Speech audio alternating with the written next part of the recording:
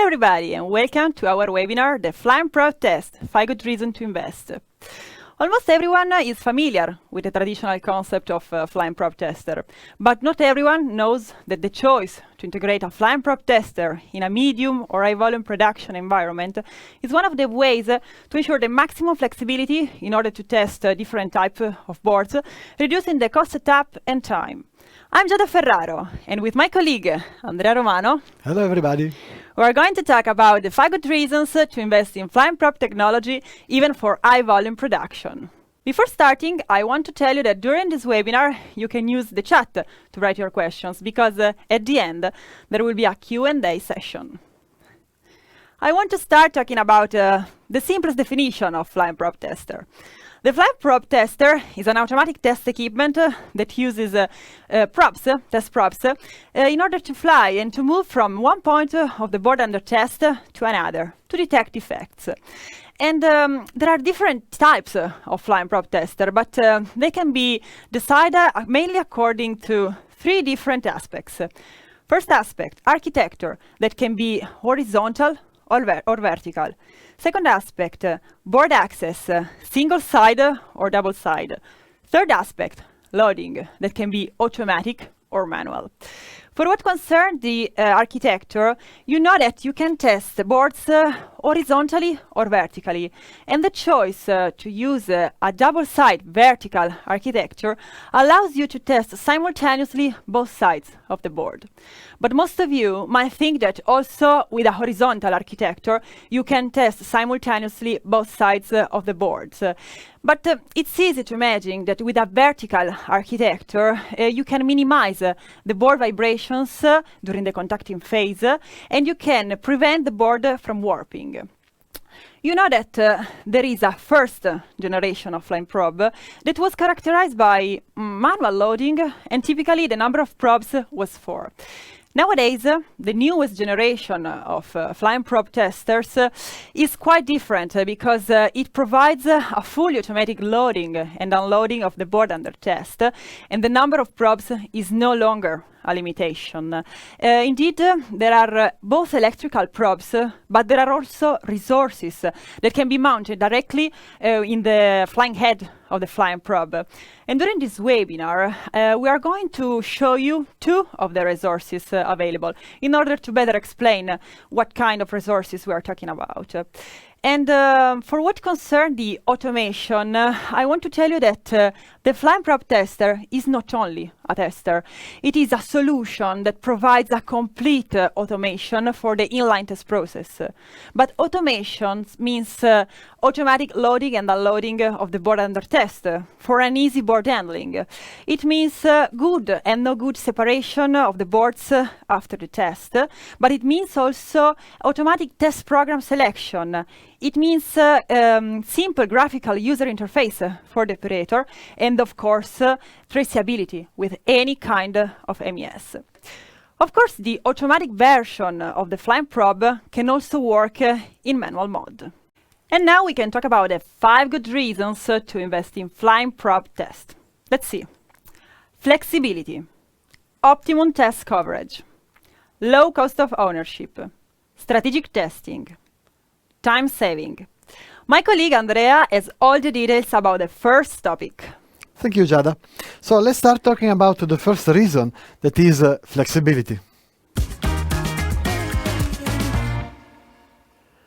A lot of people who are not familiar with the Flying Probe think about this system like a connection between the measurement hardware and the device under test with an automatic probe or automatic probes like a robotic, something like an automatic multimeter. But nowadays, a modern flying prober is a lot more of this. There are flying heads and complex measurement instruments that are mounted on a flying head. It is able to perform not only traditional ICT tests, but also power and functional tests, onboard programming, boundary scan, etc. The electronic measurement are directly installed within each flying head of the system. But the flexibility is not only related to the kind of test. Let's think about a bed of nail. In a bed of nail system, to connect the system resources, you need a fixture. A fixture is a mechanical and electrical adapter that links the measurement hardware to the device under test. Each device under test has its own fixture, and you have to build a new fixture for each device. So the question is, do you need a fixture with a flying probe? The answer is absolutely no, you don't need a fixture. Thanks to its flexibility, you can test any kind of mechanical requirement or electrical requirement for the device under test. And then don't remember that at the end of life, you have to correctly dispose the fixture. And you have also to take into account the warehouse cost of storing the fixture itself. So, please, Giada, can you continue with the next topic? Thank you, Andrea. Next topic is optimum test coverage. The challenge faced by the flying probe technology is to ensure the maximum testability in order to meet the takt time defined with the customer according to production volumes. And the main goal is to test different boards using a single tester. But you know that very often you have to test boards whose design is not yet finished. Or sometimes the designer cannot respect the design for testability criteria imposed by the bed of nail technology. And in these cases, when the test points are not present, are not accessible, the flying probe tester becomes the only solution because it allows you to touch components, pads that sometimes are invisible to the naked eye. And in these cases, you cannot use a bed of nail tester. Let's see now the innovative testing options. Don't be fooled by the number of probes, because typically the number of probes in a vertical double-side flying probe tester is 8. But the number of resources available can be up to 20. And at the beginning of this webinar, I told you that we are going to describe you 2 of the resources available. So first of all, I want to focus your attention on onboard programming, as you can see here. Onboard programming is perfectly integrated in flying probe tester through a dedicated option. But in order to clarify this concept, I want to talk to you about the FlyPod option, which is integrated in Seika flying probe tester, the Pilot V8 Next. The FlyPod is a mobile fixture that integrates resources directly in the flying head of the flying probe tester. And in case of onboard programming, the resource that is integrated is the programmer, is a universal programmer. And you know better than me that if you're going to minimize the length of the cables that connect the universal programmer to the target that has to be programmer, you can maximize the programming speed, and you can minimize the noise interference. Now we are going to see the second option, the second resource. I want to focus your attention on the LED test. When you have to test boards with LED, you have to characterize each single LED using LED sensors or spectrometers, but they are not so cheap. And in these cases, as you can see in the picture on the right, we can talk about the LED sensor option. Here in the picture, you can see that there is only a single LED sensor mounted on the flying head of the fly probe tester. And with a single LED, you can test the panel, you can test and characterize panels of LED boards. And in this way, you can reduce the cost of a large amount of LED sensor, which are not so cheap. Andrea is going to show you an example of LED cost analysis. Thank you, Giada. We are going to talk about this in a few seconds. Low cost of ownership.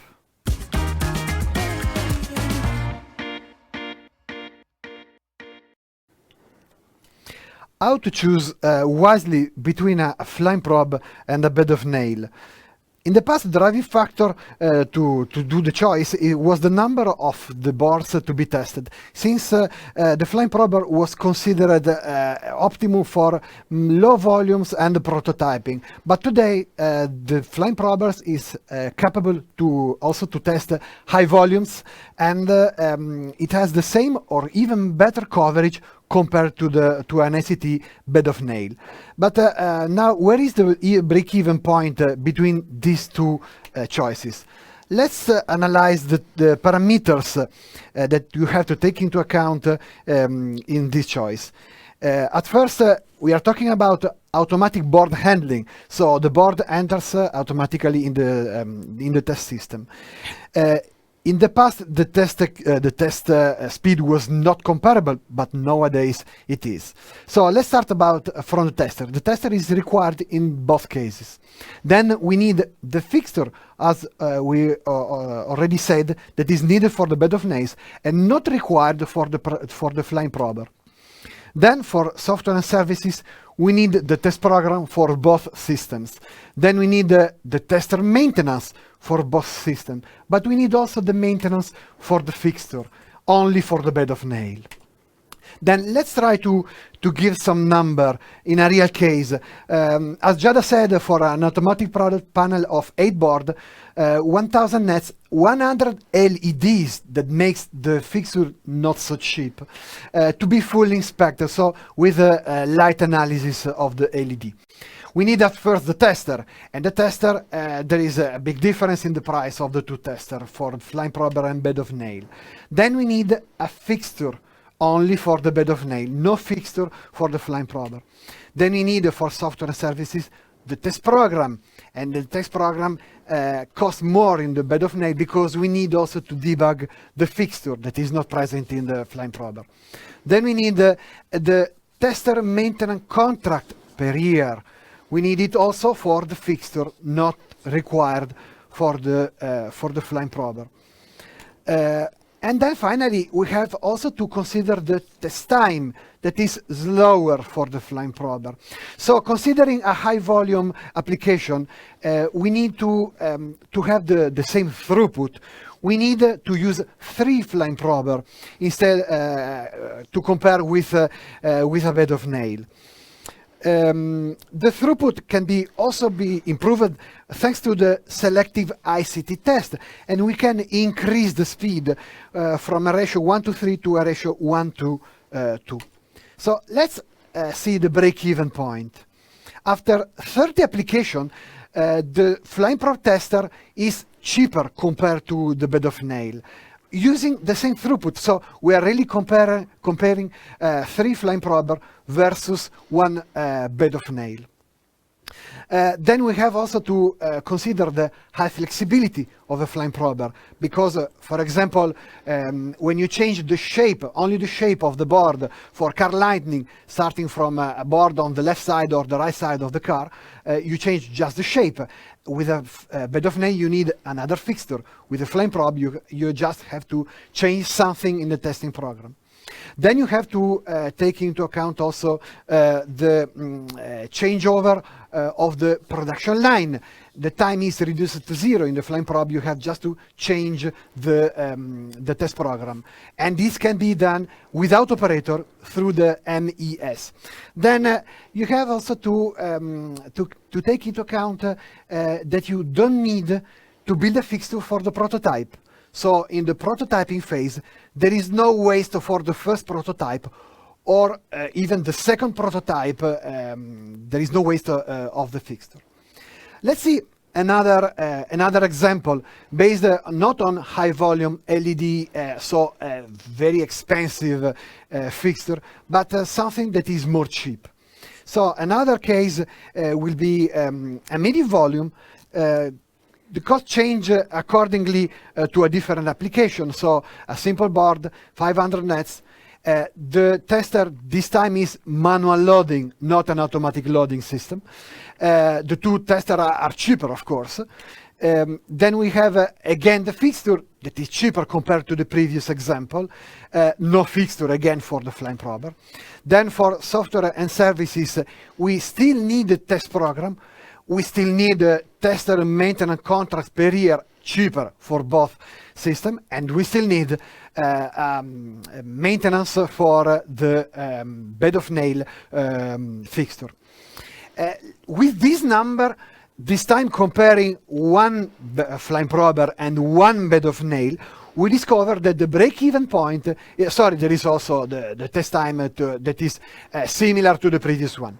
So the break-even point, comparing one flying prober and one bed of nail, is earlier, is 9 applications. So after 9 applications, the flying prober starts to be cheaper compared to the bed of nail. So please, Giada, can you continue with the next reason on how to invest on a flying prober? Of course, Andrea, we are reaching the final points. The fourth topic is strategic testing. Compared to the past, when flying probers were designed only for prototyping, nowadays the flying probe testers have already entered into the world of industrial high-volume production, also thanks to their increasing performance in terms of speed. But I'm not just referring to the continuous improvement of the mechanical performance and testing technology. I'm referring to the concept of inline automation and to the new and innovative concept of distributed test. For what concerns the inline automation, now the flying probe testers are perfectly connected to automation platforms, and they are compliant with different communication protocols for board handling and management. But starting from the concept of automation, we arrive to the concept of distributed test. The concept of distributed test solution applied on a flying probe is based on integrating more than one flying probe tester in a line. Each single flying probe tester executes a part of the application. And in the picture of this slide, you can see 3 flying probe testers. Each one is dedicated to a part of the application. For instance, the first flying probe tester is dedicated to the ICT test. The second one is dedicated to the onboard programming, while the third one is dedicated to functional test. And of course, thanks to this modular approach, it is simpler to specialize the flying probe tester, and they work in parallel. So it is like an assembly line. In the previous case, you saw 3 different flying probe testers. And now, in the picture of this slide, you can see that there is a combination of flying probe tester and bed of nail system. Of course, thanks to the increasing speed, increasing performance of the testing speed of the flying probe tester, now this kind of system can be perfectly integrated in line with other kind of systems. And let's see which are the main goals of the customer in this specific case. The customer wants to guarantee a maximum test coverage, obviously meeting the takt time required by the production volumes. Then the customer wants to test different products simultaneously and independently, and he wants to minimize the system downtime. But what does it mean? It means that when a flying probe when a system is implied in maintenance activity, the other system can operate normally. And now I give the floor to Andrea for the final topic. Time is money. Time saving means money saving, but not only.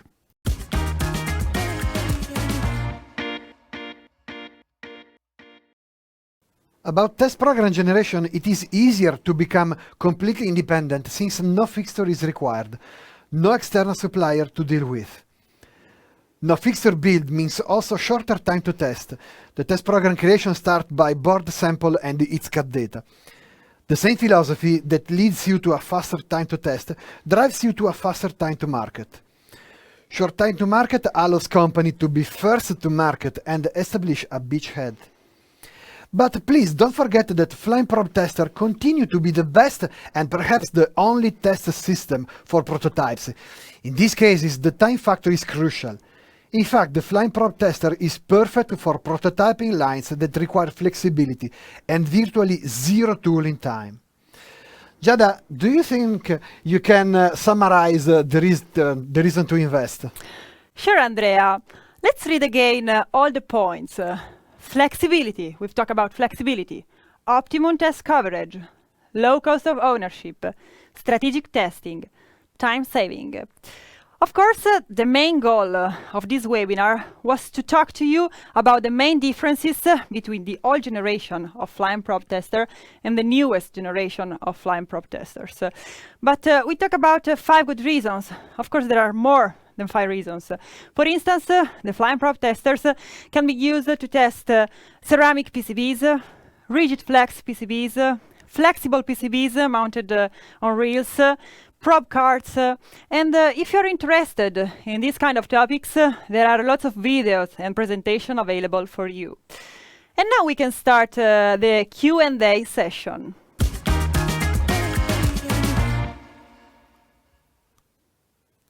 So thank you. We have a lot of questions here. All of them are really interesting. So let's start immediately.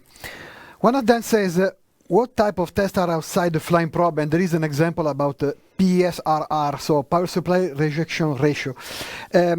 This question allows me to introduce 2 very important concepts. The first is that the Flyme Probe is an open architecture.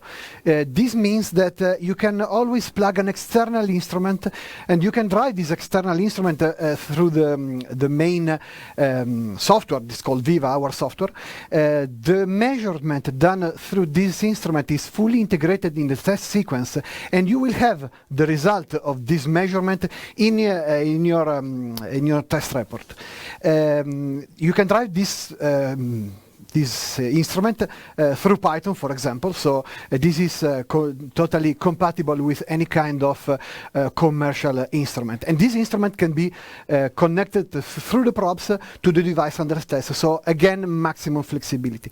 The second one is that the tester itself is very powerful for functional tests, because inside the tester there is an arbitrary waveform generator, and this can simulate any kind of noise injected in the power supply line. Then there is also a scope, and you can analyze the voltage regulator, what exits from the voltage regulator, and compare the input with the output to calculate the rejection ratio for the power supply line.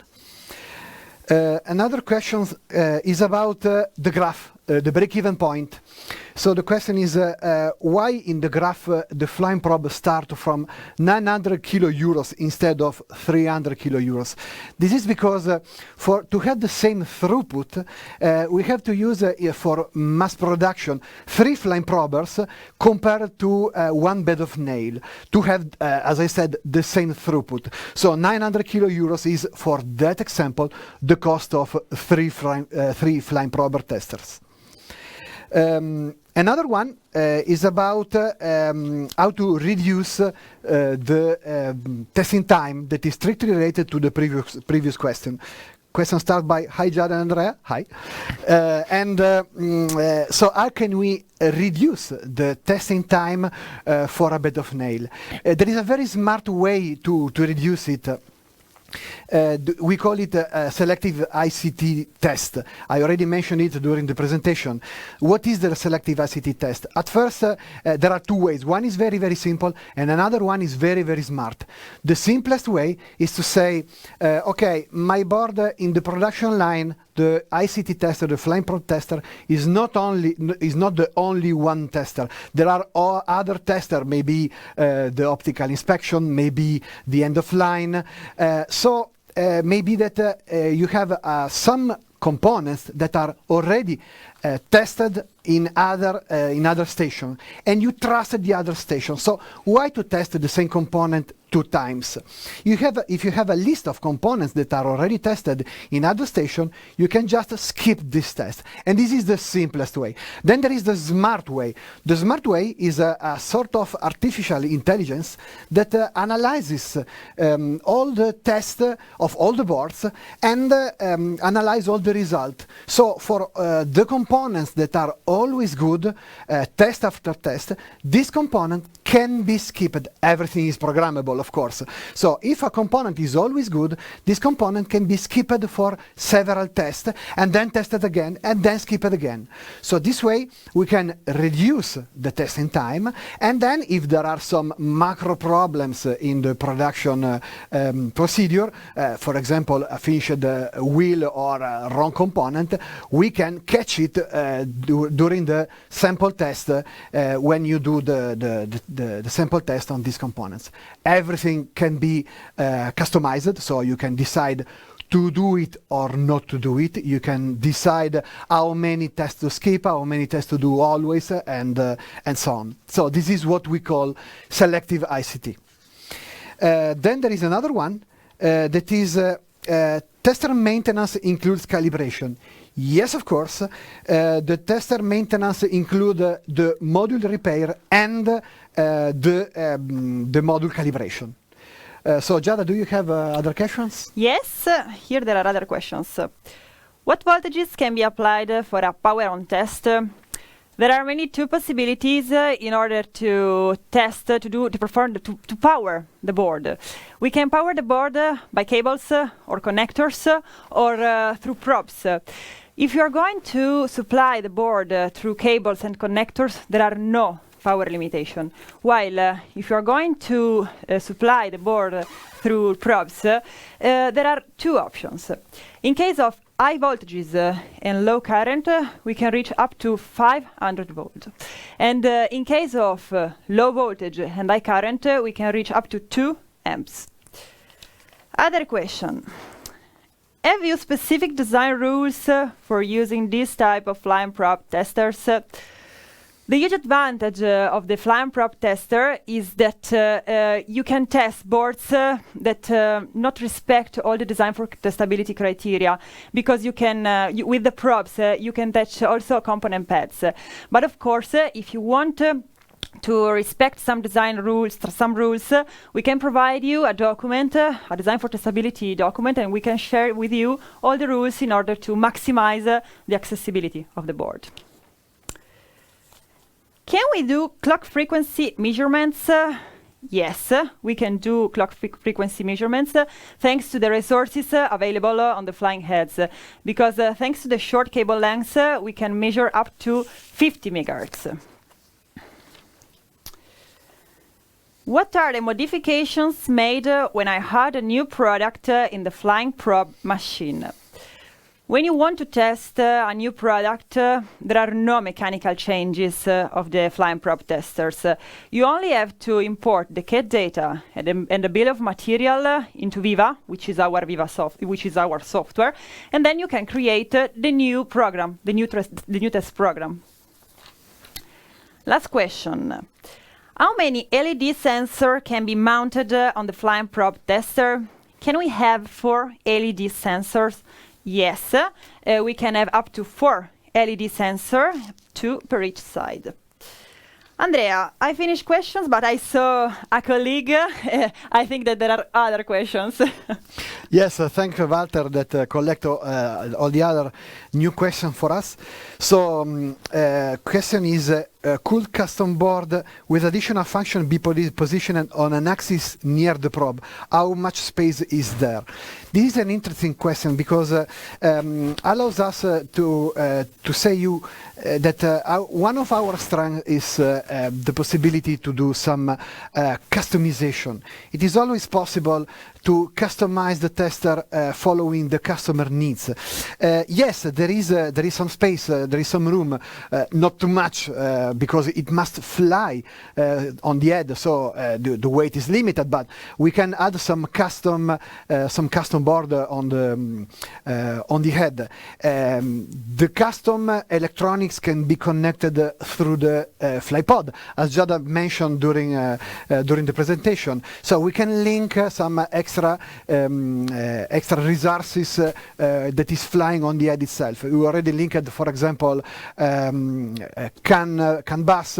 We already linked USB bus. We already linked programmers and so on. So the answer is yes. Not so big, but yes, it is possible. Another question is, as a PCB designer, do I need to follow specific rules? Giada already answered to this question. We have a design for testability. The flexibility of the system allows you to test also boards with poor design for testability. Also when there is no way, because when you have a smartwatch, for example, there is no room for test points, there is no room to respect all the design for testability, but it is still possible to test it on a flying probe, thanks to its mechanical precision.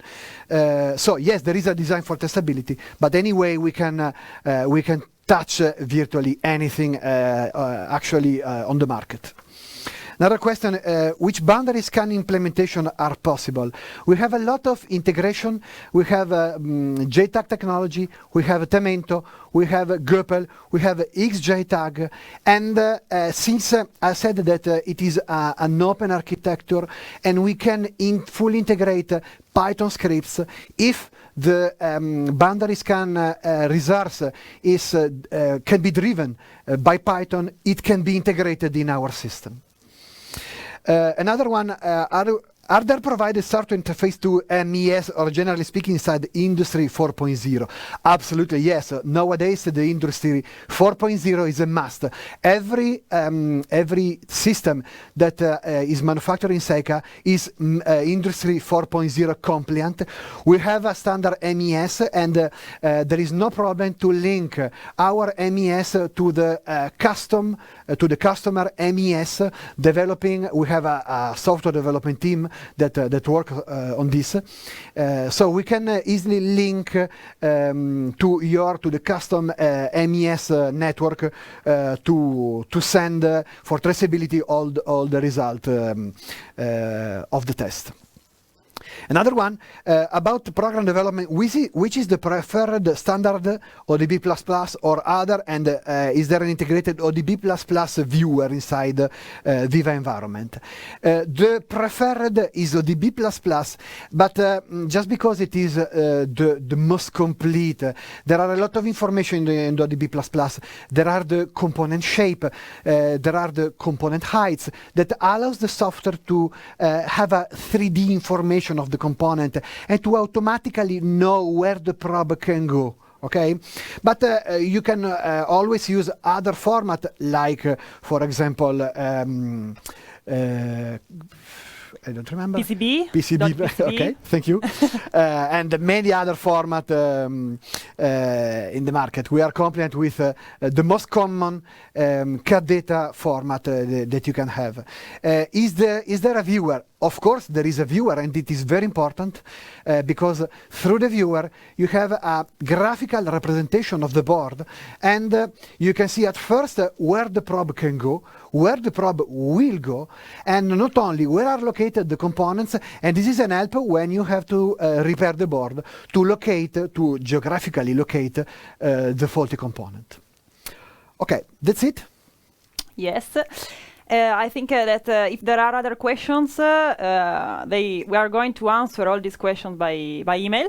And I want to remind you that the recorded version of this webinar will be available for you in a few days. I think that we finish our webinar. I hope it was interesting. Thank you very much. Thank you. Thank you, everybody. Bye. Bye-bye.